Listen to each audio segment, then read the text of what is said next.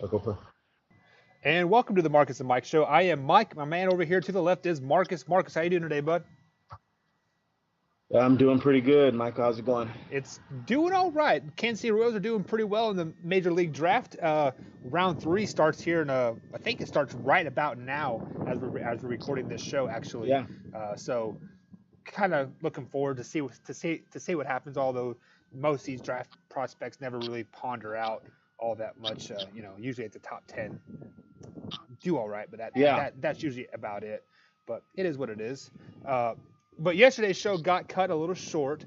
Guys here at work decided to cut the internet lines, and I ended up working until about 11 o'clock last night. So it was pretty exciting. But Oh wow. nonetheless, we are back. We're live, and we're having a great time here. So, Marcus, before we get into the NBA Finals, let's go ahead and review Marcus's NBA Draft 2.0. We went over this about a week and a half ago. So let's go ahead and start with your top 10 again. What is your top 10 picks looking like now that you've had time to watch more film, to digest, watch the draft combine, that kind of thing? Well, Zion obviously is going one, so that's pretty much. I mean, and John Morant, Demetrius Morant, is his original name. He's probably going two to Memphis. I mean, these are two supreme talents that can jump out of the gym, can run the floor, can play any style. So they're probably going 1-2. Listen, the Knicks will take R.J. Barrett. That's probably written in stone too. I think he had a visit, or he's going to have a visit with them pretty soon. That's probably going to be written in stone as well. R.J. Barrett will probably be the third pick. Now, the Lakers, I had them taking Darius Garland, which he's kind of like a Kyrie Irving clone. Right. So that's still there in the mix, but you never know. I mean, if they're thinking they can get Kemba Walker or Kyrie Irving, you may not need a Darius Garland. You may want to go in another route to help another position. So now you're looking at DeAndre Hunter. I think he'd be perfect with the Lakers and LeBron James, a top-notch defender that can hit open shot. I mean, that's pretty darn special right there. And he could develop it even better than that. So I'm thinking maybe DeAndre Hunter in the mix there at 4. 5, the Cleveland Cavaliers, they need talent. They need talent. They need to look at the Atlanta Hawks model and getting talent and accumulating this talent. And the most talented player then left right there at 5 for the Cleveland Cavaliers is Jarrett Culver at Texas Tech.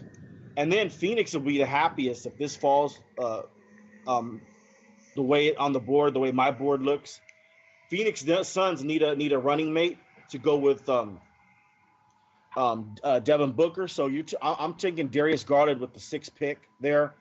Kyrie Irving clone. They would have taken John Morant had they had the 1st pick or the 2nd pick. So to get Darius Garland at 6 is pretty special.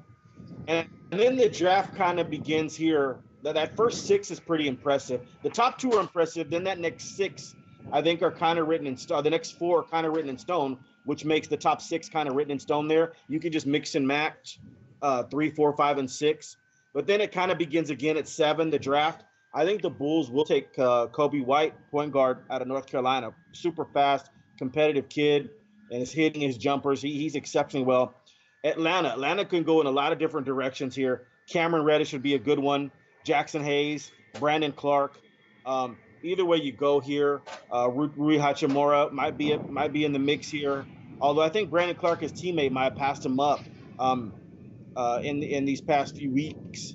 All we heard about was Rui Hachimura from Gonzaga, and now Brandon Clark is catching fire. Brandon Clark's one of the best defenders at 6'8" in this draft, and could be a difference maker on a championship team in the future. Brandon Clark's that good. So Atlanta, I would have them take Brandon Clark. Washington, you can go in a bunch of different directions here. Like I just mentioned, Cameron Reddish, Jackson Hayes. Brandon Clark will be off the board. I would either take Sekou Doumbouya out of France, 6'9" kid here if you're Washington, or I would take Bol. I mean, all in the mix here. Jackson Hayes, they're all in the mix there, but I would probably take Sekou. And then Atlanta's sitting there in a pretty good spot, and I would take Cameron Reddish out of Duke. Great shooter to pair with Kevin Huerter and Trae Young. This would be a really good match for Cameron Reddish. And they have the 8th pick. They took Brandon Clark, their defensive player, to go with Collins, a power forward. So now you're taking Cameron Reddish here to go with Taurean Prince and Kevin Herter and Trae Young. Atlanta, I would love to be the Atlanta GM. They have the 8th and 10th picks here in this draft, and they are going to get extremely better. Atlanta's on the come up to be a heck of a team. And so there's my top 10. And Atlanta gets, to me, Atlanta, even though they don't pick till 8, they get the best value here, picking 8 and 10. But is 3, 4, 5, and 6, you can mix and match those from the Darius Garland, Jarrett Culver, DeAndre Hunter, those players. You can just mix and match any of those 3 or 4 players right there from 3 to 6. Yeah, I do have to agree with you on the first 3 picks there. I think those are pretty much already submitted. Those particular players are buying homes in those cities, and they're going to be there for 10 to 12 years. Right. To me, I think the draft really starts at that 4th pick with LA. What are they going to do with that 4th pick? Are they going to trade it? Right. Are they going to draft somebody? Are they going to be big players in the free agency? Are they still going after AD? Are they going to offer their 4th overall pick? I mean, if the Pelicans can deal AD to LA for a few players, the 4th overall pick, I mean, New Orleans would be in a great position. They have the number 1 and number 4 picks. That would be something very special happening there. The only question that I have for you is Darius Garland. I mean, I think he played 5 games in his collegiate life. Yes. So basically, we are basing everything off of his AAU talent from a couple years ago, and just off of pure hypeness.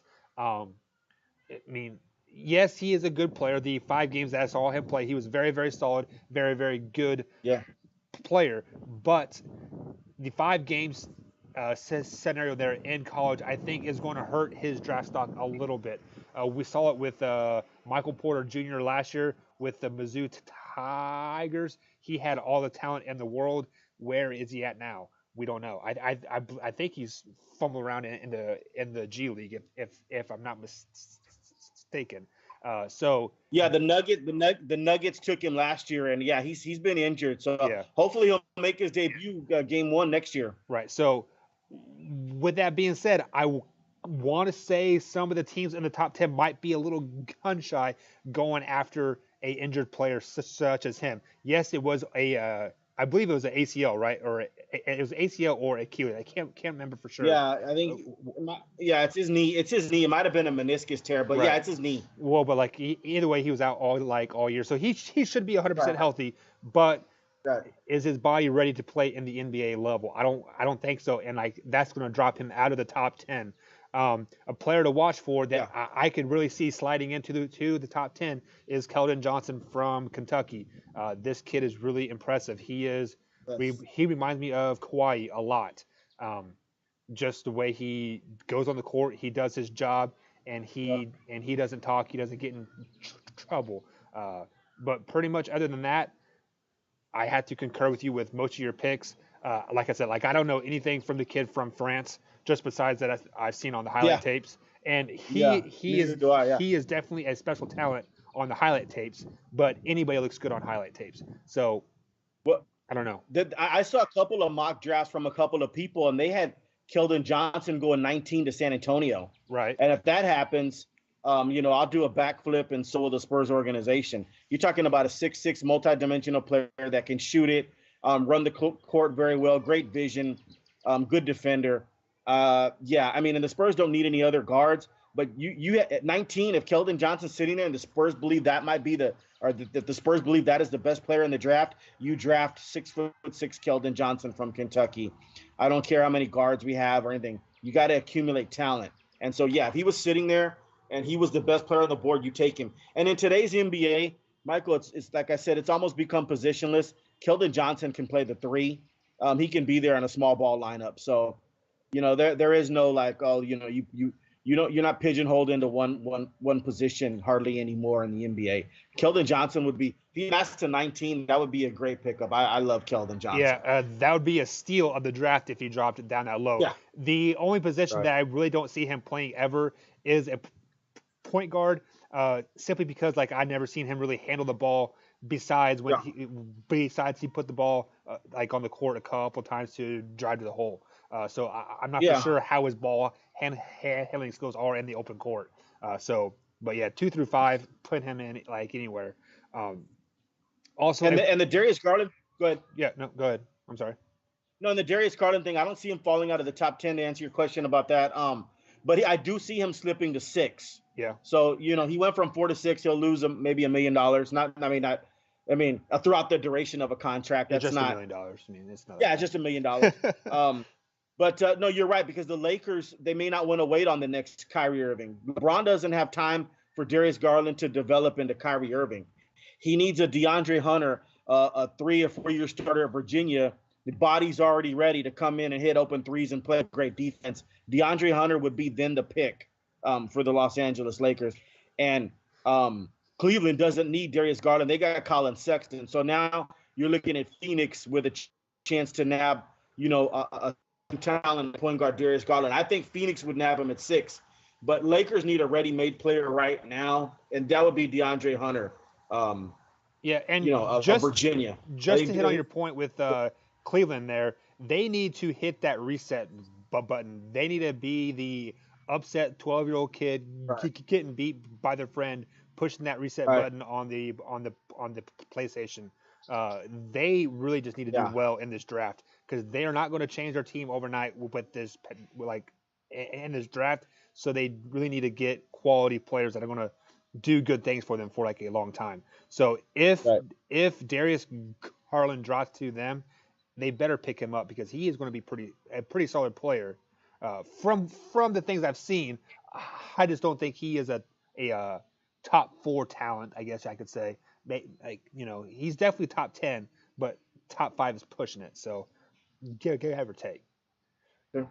But let's go on and no, that's good. Yeah, let's go ahead and move on to the NBA Finals here. We kind of touched a little bit on Game 1 and Game 2. We didn't really have time to preview Game 3, which I believe is tomorrow night at Golden State.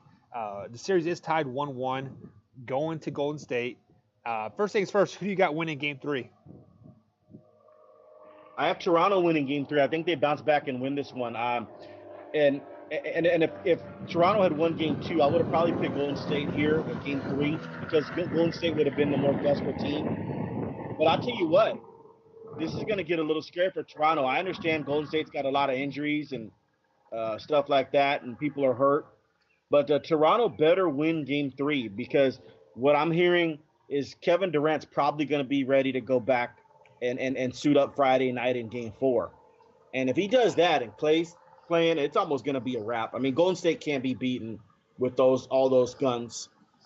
There's no way Toronto gets, especially Leonard's hobble.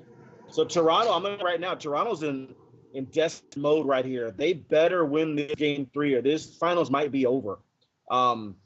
Like I said, Durant's coming back. I mean, there's absolutely no way. This is a must-win game for the Toronto Raptors. A must-win. They don't have any aces in the hole. They don't have the second and third best player in the world getting ready to come back for a Game 4. Think about that for a second. Toronto's not sitting there going, "Hey, well, we got Anthony Davis ready for Game 4 just in case we lose Game 3." That ain't happening. So Toronto better treat this as a must-win to make sure they steal that first one at Oracle, so they can at least by the time it's Game 5, that series better be 2-2. Toronto cannot fool around with this game and lose this game, and next thing you know, Durant comes back Game 4, and then Toronto, we're going back to Game 5 for Toronto on Monday night, and on June 10th, Monday night, and Toronto's down 3-1. The series will be over. So Toronto, this is a must-win for Toronto. Yeah, I hear everything you're saying there, and I do concur. This is a must-win for the Raptors 100%, but I also felt that Game 2 was a must-win as well. Maybe not as quite urgent, maybe like 80%, and like this is like a 95%, but flashing back to that Game 2, they had every opportunity to win that game, and they pissed it away. They had Klay Thompson was hurt, Steph Curry was sick, Cousins was huffing and puffing. He was out of shape. You didn't have KD on the floor. That was a perfect opportunity to go up 2-0 on the Warriors, on the defending champs, and I want to say they blew it. So this game 3 is definitely this game 3 is definitely a must-win situation. They have to play good and they have to be dominant because game 2 was such a kick to their ego that they need an ego boost. So this game 3, they need to kick Golden State in the teeth. They need to go into Oracle and just totally dominate them on both sides of the court the whole 48 minutes as well. So you better Yes, you better catch Golden State without Durant and a hobble Klay Thompson. Yeah, you better go ahead and you better do it this game. You're 100%. And if 100% correct, Toronto Raptors blew it. Game 2, they blew it. Yeah, they held without Klay Thompson playing the whole fourth quarter. Klay Thompson, when he's not out there. I mean, dude, you have got to win that game. And then they held Golden State scoreless for 5 minutes. At the end of the game until Andre Iguodala hit that game-winning 3. I mean, they didn't score enough in those possessions to win the game. They blew it. You're right. You are 100% right. Like you. So just to flash back to my picks a little bit here, I had Raptors winning the first 2 games, and then I had Golden State winning four straight. If Toronto does not win this game 3, Golden State will win four straight, and this will be a 5-game series. So you had Raptors in 7. I had Warriors in 6. If the Raptors do not win this game, this will be a 5-game series because KD will come back, Cousins will be in a little bit better shape, Klay Thompson will be back, Steph Curry won't be sick. Andre or like AI won't have this head injury that he was out for like a little while for. Golden State will be full strength at game 4. This is a must-win situation in game 3. Let's say they're at 60%. Because you have KD out, Cousins is still not all there, and Klay Thompson will probably be injured as well. So definitely have to win this game. The X factor in this game has to be Marc Gasol. He needs to have a good game. He needs to get down there, get Boogie Cousins in foul trouble again, and force him to become a outside shooting team like they did in the first game, and hopefully they just miss the shots. Like that's what it's going to come down to, I think. No, I agree with your Marc Gasol pick. He is an X factor. They wouldn't want to hear from me. They would hate me, because I'd get Serge Ibaka and Marc Gasol in a room, and I'd tell them, "Hey, guys, you got outplayed by a guy coming off an Achilles injury. Both of you got outplayed, Marc Gasol and Serge Ibaka, with a guy with an Achilles injury. Do you want me to repeat that again? That's terrible. I mean, yeah. I mean, dude, what are y'all doing? Ibaka, come on, man. I mean, you're more athletic than He has been total DeMarcus garbage Cousins. this whole playoffs, honestly. Pretty much garbage. I mean, like I don't like calling professional athletes trash because obviously they're better than me or you because they're at that highest highest level. But where has he been all playoffs? I mean, like honestly, where has he like? Yeah, I mean, he has like spurts here and there. You cannot win a championship. It's ridiculous, in, Michael. Spurts. He has little spurts here and there where he'll get this offensive rebound. Right. No, he has little spurts in there where he gets this offensive rebound and dunks it or gets a block there. But this is not the same Serge Ibaka that from a couple years ago. He's completely went off the rail. He is not that same player. And it's a shame because he's not like he's 37 years old or something. He's still fairly young. At 37 was still getting Tim Duncan at 37 years old was still getting 30 points in a finals game. Like, I mean, come on, man. Like, you might be on the downside of your career, Ibaka, but come on, it's time to show up. It's the NBA finals, and Marc Gasol. I mean, dude, you can't. DeMarcus Cousins is your equal, man. You can't just totally get outplayed. A guy coming off Achilles injury who's your equal. And then look, Kawhi Leonard's been fabulous. I mean, he's got 12 games of this. of 30 points, of at least 30 points. Right now, if I think the NBA needs to change this rule. They have a regular season MVP and then they have a finals MVP. That's dumb. Why wouldn't you have a playoff MVP? Right. Right? You know what I mean? Like that doesn't make any sense. Right now, Kawhi Leonard would win the playoff MVP. There's no doubt in my mind. He's got 12 games of 30 points plus. Yeah. That's ridiculous. He has put the Raptors on his back. His usage, yeah, the usage rating and the efficiency rating is, I think only Akeem Olajuwon has done better in the 1994 playoffs so far than what Kawhi Leonard has. Right now, Kawhi is averaging 29 points and 11 rebounds in the 2 games. That being said, here we go. He probably wouldn't want to hear from me, depending upon his character. That fourth quarter, he went 1 of 6 from the field and scored like 3 points or like 6 points because he got the foul line. But 1 of 6 from the field is unacceptable. Unacceptable is letting a team go on a 26-3 run and you didn't score any buckets in that 26-3 run. You have to stop the bleeding, Kawhi Leonard. Right. So I want him to. He has to even do more. You know, and so it really bothered me. Once Clay went out, you're right. They blew the game. Kawhi Leonard's got to take that on his shoulders. Yeah. And bring this home and win this game. He can't go 1 of 6 from the fourth quarter. So we need more from. We need that Kawhi Leonard in Game 3. We need that Kawhi Leonard that was in the Philadelphia series. It was in the Milwaukee series. Yeah. We need that guy to show up, because if that guy doesn't show up Game 3, it's going to be a wrap in 5, like you said. Yeah, and just to add to your point there, I hammer this home to my high school players all the time. Like, you will never be good enough in my eyes, because I always want you to do better, to do better. So like right now we have going to expect Kawhi to give us 30 plus points, and like now my expectations are up here. Right. So I need you to step up here in Game 3 and give me 40 points. Same thing with Kyle Lowry. He's been doing solid. You know, he's getting his 15 to 17 points.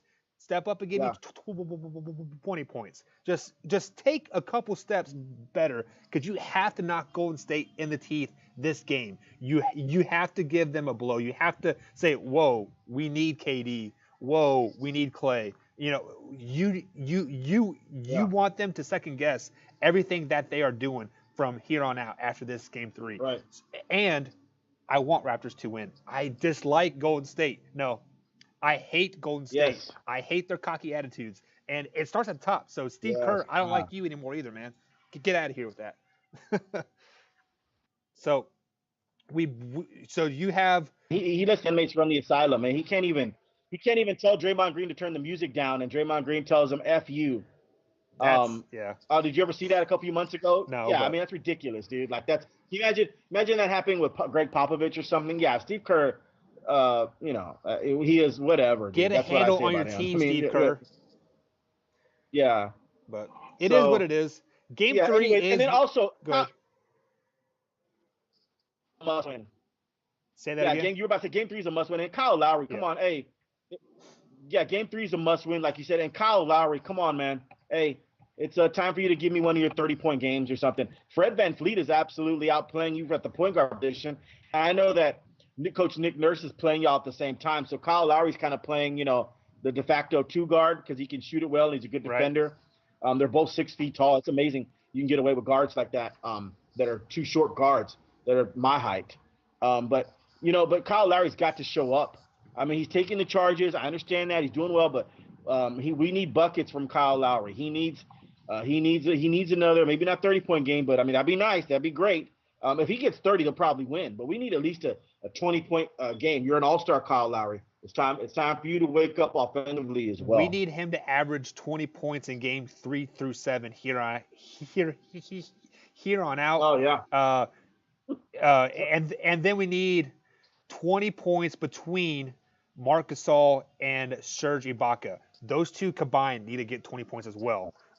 With that formula, the Raptors will be successful. So just keep that in mind.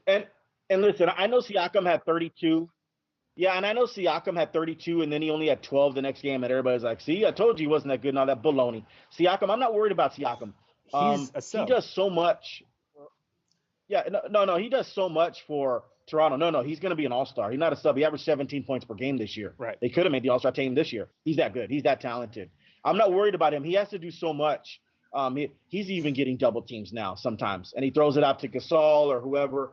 Siakam can be the real deal. I think he'll bounce back. I don't have to put an AP on Siakam. He's a jack of all trades. Plus he gets points for you. So I think he'll be just fine.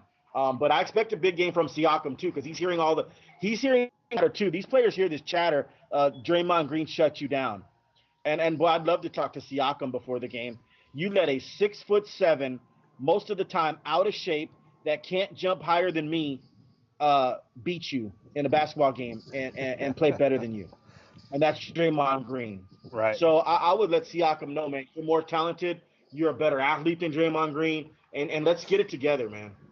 Yeah. So guys, the game 3 is Wednesday night. They're at Oracle Arena. That will be it for today. Just a quick little show here, and we'll preview game 3 a little bit more tomorrow as well, and touch some more on NBA mock draft as well. But any closing thoughts before we head out, Marcus?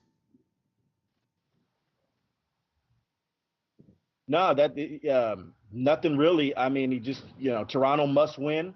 We'll see what happens there. And we'll say this for another show, but I was just looking at Le'Veon Bell on my screen here. Yep. And he hasn't played in 17 months. He looks good in the Jets uniform, but he hasn't played in 17 months. I cannot wait to see how he performs, because, man, 17 months off of an NFL football field, that's not even like basketball or football. I mean, this is going to be unbelievable to watch, to see how, if he performs well, he's one of the best athletes I've ever seen there, because there's no way a 17-month layoff after NFL football, and you're going to come back and you're going to make a Pro Bowl team. I got to see this. Yeah, this will be interesting. There is a thing of being in shape and in game shape. There is no way you can simulate a game situation and get yourself in shape. Ask Boogie Especially in Cousins. football. Yeah. So, yeah, guys, that will be especially it in football. I mean, yeah. Yeah. So, guys, that will be it for today.